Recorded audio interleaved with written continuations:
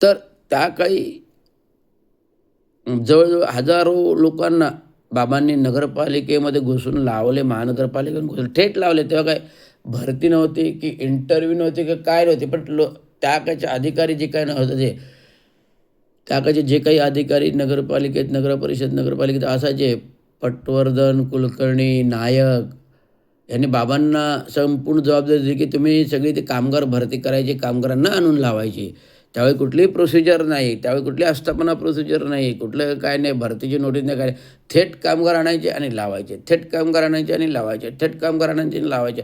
अशा प्रकारे हजारो कामगार बाबांनी गावाकडून आणले, लावले. त्यांचे आदेश आता अजूनही आमच्याकडे रेकॉर्डला आहेत. त्यांचे आदेश आमच्याकडे अजूनही रेकॉर्डवरती आहेत, हे तुम्हाला सांगू इच्छितो. पण मला सांगायचं आहे, की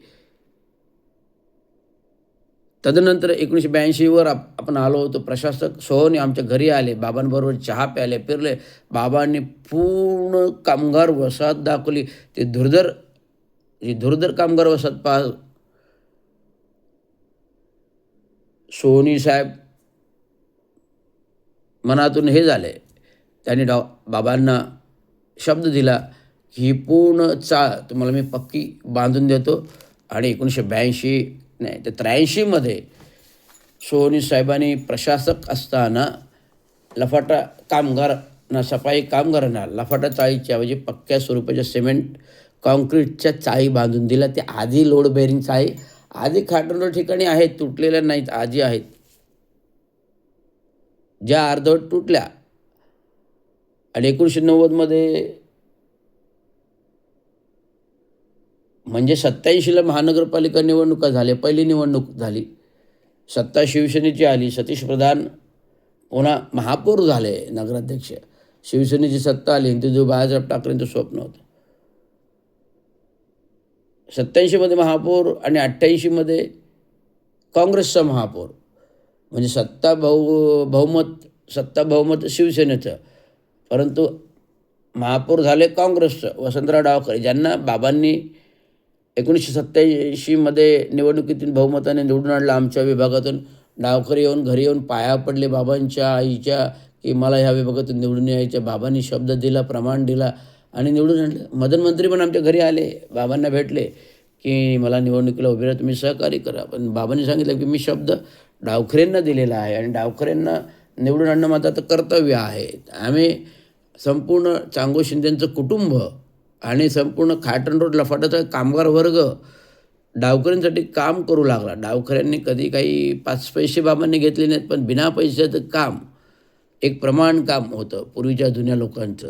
अख्खा चंदनी कोळीवाडा, अख्खा खाटण रोड, अख्खा महागिरी, जांभेनाका, टेंबी, मार्केट रोड, मूस रोड, मासुंदर सगळं पिंजून बाबांनी आणि आम्ही ते कॉलेजला पण नव्हतो, आम्ही शाळेत होतो.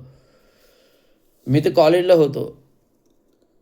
इंजिनिअरिंगच्या दुसऱ्या वर्षात होतो 87ला.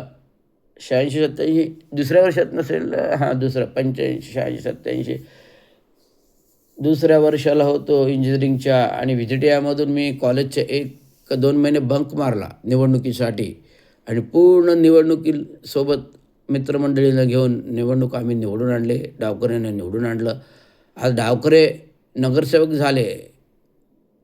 खाटण रोड विभागातून आधी, नंतर राममंत्री रोडमधून दुसऱ्या वेळेस झाले 92ला.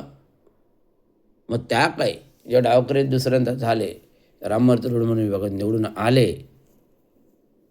आणि बाबा 47मधून उभे, म्हणजे आमच्या परिसरातून उभे राहिले. बाबांची सीट ही 100 काय 101% पक्की होती. पण वसंतराव डावखरेंनी खेळी केली. ज्या वसंतराव डावखरेंना बाबांनी उभं केलं, बाबांनी निवडून आणलं, बाबांनी महापौर बनवलं आणि नंतर ते विधान परिषदेच्या हेपर्यंत गेले आतल्या दरवाजाने, तो त्यांचा भाग आहे.